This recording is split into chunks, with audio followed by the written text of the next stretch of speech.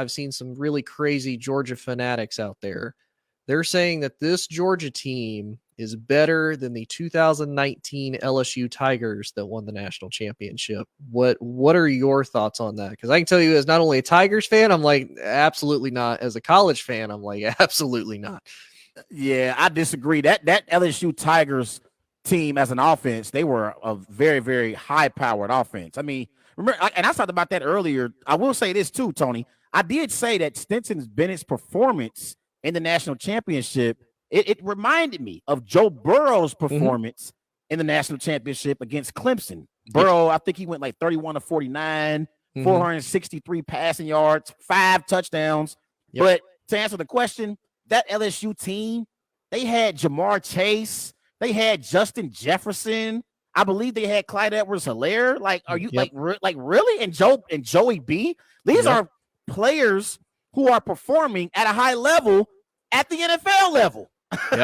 like now defensively, that Georgia Bulldogs defense is the real deal. Yes, they're the real deal. So I like that Georgia defense. Maybe more so than that LSU Tigers defense at the time. Not trying to take nothing away from them, but I think that LSU Tigers offense was better than this Bulldogs offense. Yeah, and I'll say too, to me, LSU beat more. They beat honestly to me tougher opponents than Georgia did. Like, you have to remember, they faced number 9 Texas and won. They faced number 7 Florida, won. 9 Auburn, 3 Bama, 4 Georgia for the SEC championship, then 4 Oklahoma, and then 3 Clemson in the finals. Georgia beat Oregon to start the season. They were ranked number 11, pretty well. They beat Tennessee, obviously, and then they beat LSU at 14, and then Ohio State at 4, and then TCU at 3.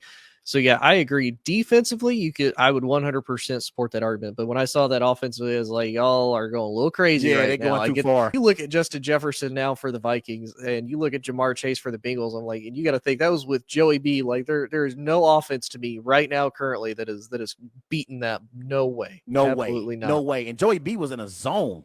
He was in a zone during that run for the LSU Tigers. He won the Heisman Trophy, and that performance that he had in the national championship game against Clemson was one for the ages. 100%. And his game against Bama, I mean, he had a phenomenal game against Bama as well. So, I had to Alabama. Come on now. Yeah, and I had to ask because I saw that. I was like, am I crazy? Like, no, there's no way. Yeah, for sure. He's a sports analyst and podcaster. He is Wise Guys college football analyst Tony Hollandsworth. Tony, I'm definitely going to bring you on during the offseason, during college football. We're definitely going to talk some more college football for sure. Yeah, by all means. And if you ever want to talk NFL, I'm all for it. I don't just critique Aaron Rodgers. I try to be a little bit of a realist to everybody. I mean, I'm a Cowboys fan. I gotta be somewhat of a realist because everybody else is way out there. I gotta bring everybody back. Like, no, it's not our year. Come back, reel it back. Real quick, are y'all gonna beat Tom Brady? The realistic person in me says no.